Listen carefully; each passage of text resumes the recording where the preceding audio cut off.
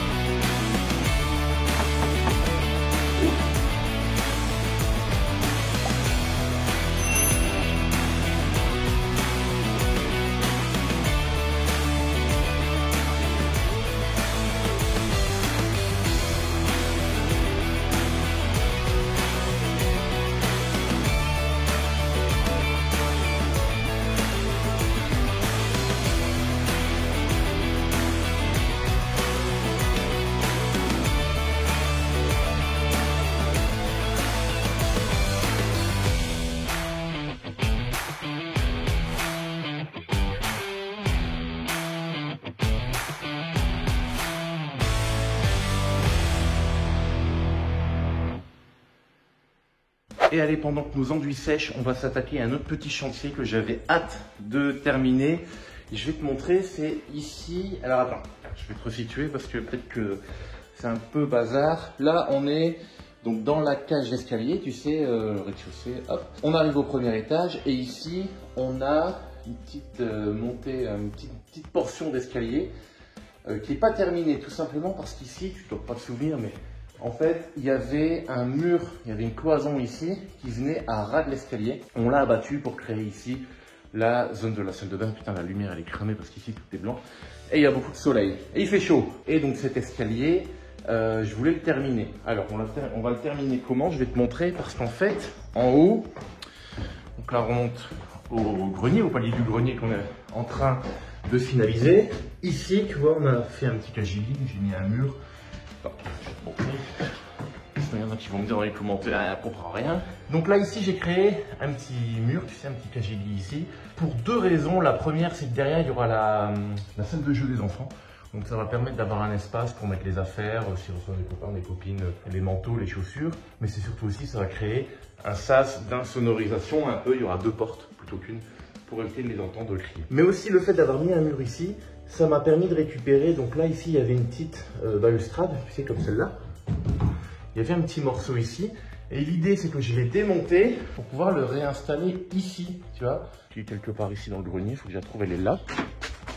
Donc cette petite partie-là, on va venir l'installer. Alors je redescends du coup. On va venir se l'installer ici, à cet endroit.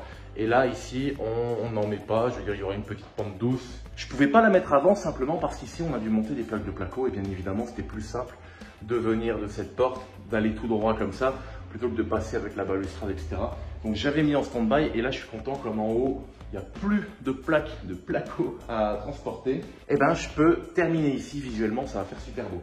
Le plan, c'est que au grenier, en démontant le plafond, en cassant le plafond, tu sais, la semaine dernière, j'ai trouvé tout du bois en haut, je pense que c'est du chêne ou comme ça. Des beaux plateaux qu'on va redéligner pour pouvoir ici se refaire une assise, tu sais, ici pour bien faire quelque chose de propre. Donc l'idée c'est de recouvrir ici l'ensemble de ces trois éléments-là avec du beau bois et dans lequel on va pouvoir venir ici fixer la balustrade là et à travers le mur. Donc on va faire ce petit chantier là. J'ai pas beaucoup de matos bois, tu le sais, j'ai pas d'atelier, j'ai pas de machine d'atelier.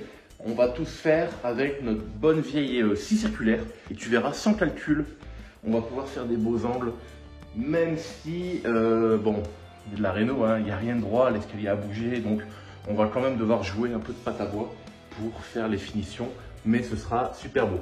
Allez, c'est parti. Et si tu te demandes pourquoi il y a une fenêtre ici, c'est simplement parce que, je vais te montrer, je suis en train de repeindre ici dans la salle de bain. Je suis en train de repeindre la fenêtre en blanc parce que tu vois ça jurait quand même la fenêtre couleur beige. Donc là on est en train de repeindre les fenêtres, le bâti en blanc. Et là j'ai refait un deuxième essai aussi pour la résine, tu sais. Et c'est bien plus beau que celui-là. Mais bon, on fait des tests et je te montre tout comme ça, tu pourras le refaire chez toi. Allez, on s'occupe de notre balustrade.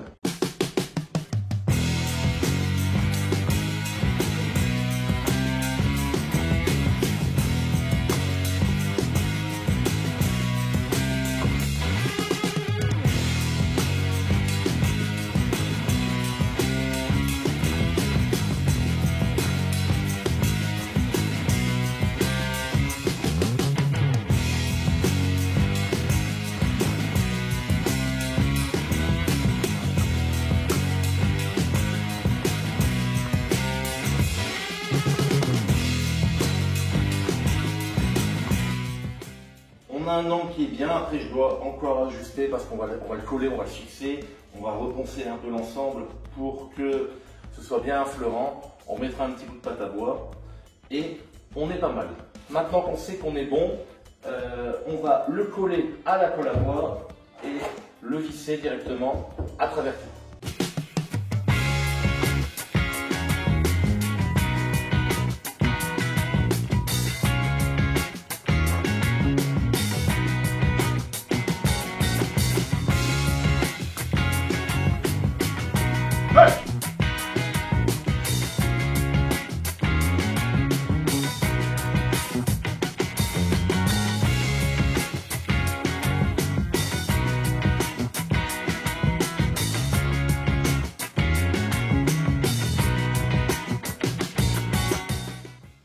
voilà, tout est bien fixé, collé, j'ai vissé dans tous les sens.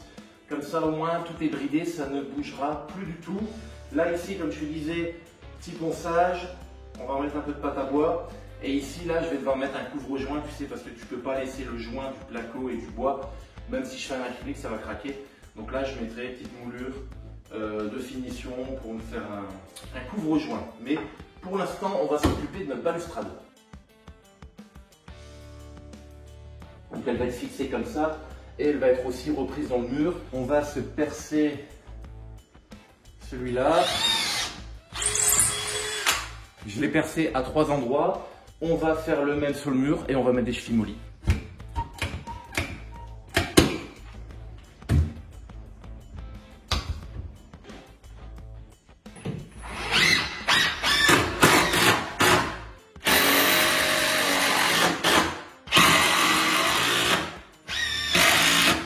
Avant la pâte à bois, ce qu'on va faire, c'est du reconstitut bois, tu vois, avec un durcisseur. C'est une sorte de résine qui va permettre de reconstituer des parties de bois, notamment, tu vois ici, parce qu'en fait, ça faisait partie de l'escalier du haut, il y avait une découpe, et si je coupais plus bas, ça allait être trop bas. Donc ici, tu vois, je vais reconstituer le bois. On peut pas mettre de la pâte à bois, c'est trop épais. Je vais en mettre un peu aussi dans les angles pour bien renforcer. Et ensuite, par contre, ce sera de la pâte à bois sur tous les petits trous de vis.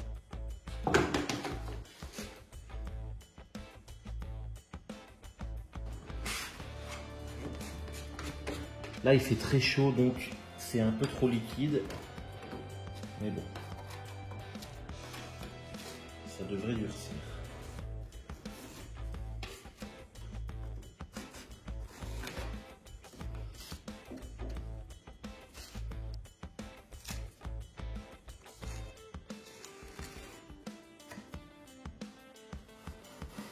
Bon, au final, j'avais fait trop de reconstitut bois, donc j'ai quand même bouché tous les trous de vis. Mais attention à ne pas en mettre de trop parce que c'est très dur à poncer, tu sais, c'est de la résine. Donc autant en mettre et que ça creuse légèrement dans le trou, de refaire une petite retouche à la pâte à bois, c'est ce qu'on va faire parce qu'après la pâte à bois, elle se ponce très facilement. Regarde, ça rend pas mal. J'ai commencé à faire mes passes de pâte à bois. Et il me restera, comme je te disais, le couvre-joint à mettre. Mais ici, regarde, on se retrouve avec une différence, c'est que là, ici, on est plus bas qu'ici. C'est pas grand-chose, mais ça me dérange quand même. Regarde, ici, j'ai installé un laser. Voilà, le laser est mis et je me suis basé sur le haut de celui-là. Et on se rend compte qu'ici, tu vois, je vais me mettre là, je sais pas si tu vois. On a 5 cm de différence de hauteur. Et visuellement, ça se voit, donc moi ça me dérange. Ici, on a quand même de la chance, c'est que là, on a un peu de matière. Et je regardais justement avec la rampe, tu sais, qui arrive ici. Et on peut, tu vois, 5 cm, ça arrive ici. Donc on peut se permettre, attends, je vais te mettre dans l'autre sens, tu vois. Donc on peut se permettre de rétrécir. L'idée, c'est de couper un bout ici, tu vois.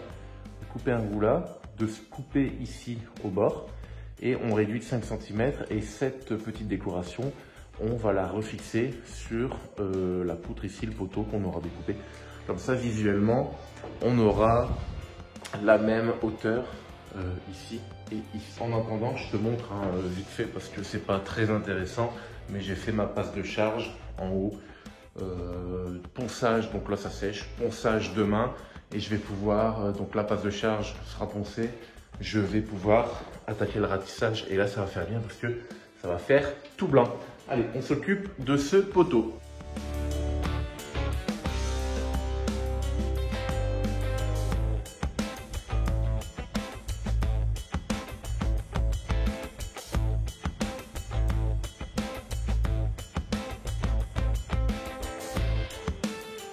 Maintenant, je vais mettre une vis de chaque côté. Tu verras pourquoi. Et là, on prend notre petit chapeau qui était dans ce sens-là. On va lui mettre de la colle ici. Je vais mettre ça au-dessus. Tu sais, c'est une cale pour le parquet, pour mettre les lames. Je vais mettre comme ça et je vais mettre les deux serre-joints entre les vis et ça pour qu'il appuie bien sur la colle. Une fois que la colle sera sèche, je mettrai une vis à travers tout. Et ce sera nickel. On va bien en mettre parce que si j'ai pas coupé très droit, qu'il y a des aspérités, etc., Voilà, elle pourra aller combler les manques. J'en ai mis peut-être un peu trop.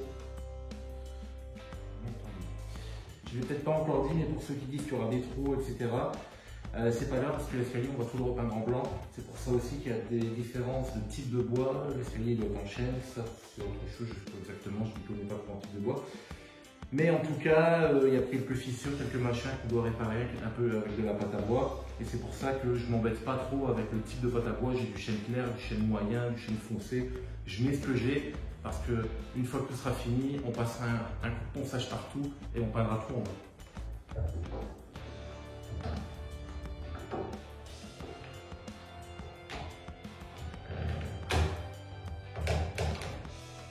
Un peu de PQ pour essuyer la colle qui déborde. Et pour pas faire du travail de merde.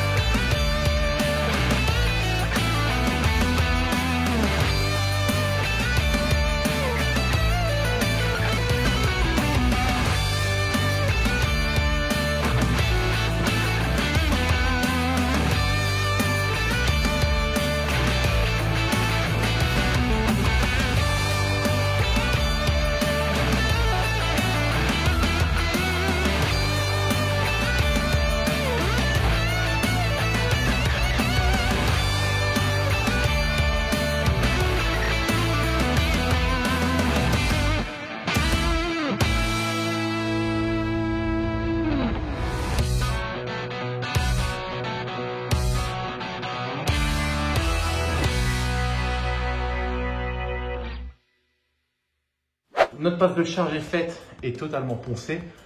Certains mettront de la peinture maintenant. Moi, je vais mettre une couche de ratissage complet. Si tu es infidèle, tu sais que j'adore le Bagarre Airlisse G. C'est de l'enduit de lissage qu'on met au rouleau. Donc, tu roulottes ton support avec l'enduit.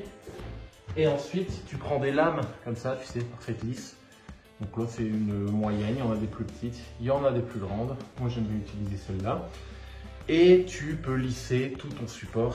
Et là, après, avec un petit ponçage au grain 400 ou 360, tu as une finition parfaite avant la pose des moulures. Aujourd'hui, je vais changer un peu. Je vais travailler avec Prestonet qui m'ont envoyé leur enduit de lissage. L'enduit de lissage, elle, il se met aussi au rouleau. Il se lisse aussi avec la lisseuse Parfaite Lisse. Et pour la petite histoire, en fait, c'est exactement la même chose, sauf que c'est pas la même boîte. C'est la même société qui le fabrique et c'est normalement le même produit. L'avantage, c'est que tu peux le retrouver en GSB. On va donc essayer ce produit-là directement sur les murs. L'avantage, c'est que ce type d'enduit, il blanchit vraiment beaucoup. Donc, tu as l'impression d'avoir une couche de blanc partout et ça fait super beau. On va se l'appliquer, on va voir si il tient toutes ses promesses. C'est parti!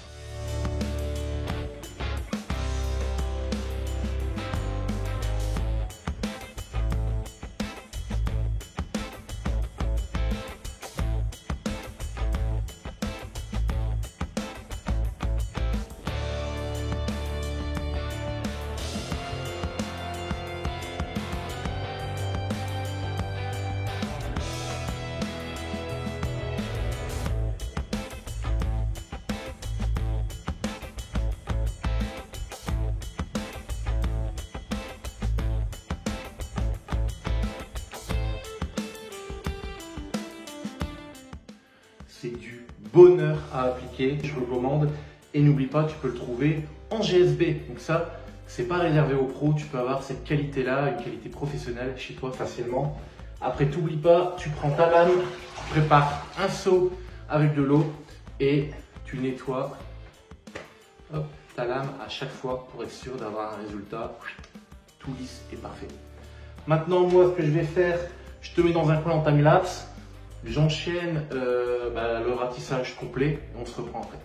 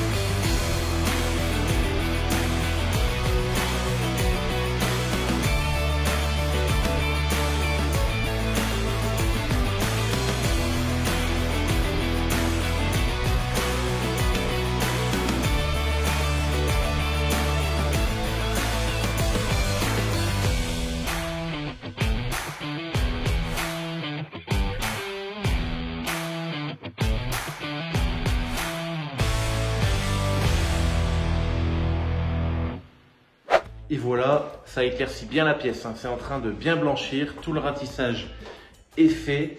J'ai fait même le petit cagibier à l'intérieur, mais il n'y a pas beaucoup de place pour filmer. Et là, tu peux voir mon petit montage d'échelle pour arriver jusqu'en haut.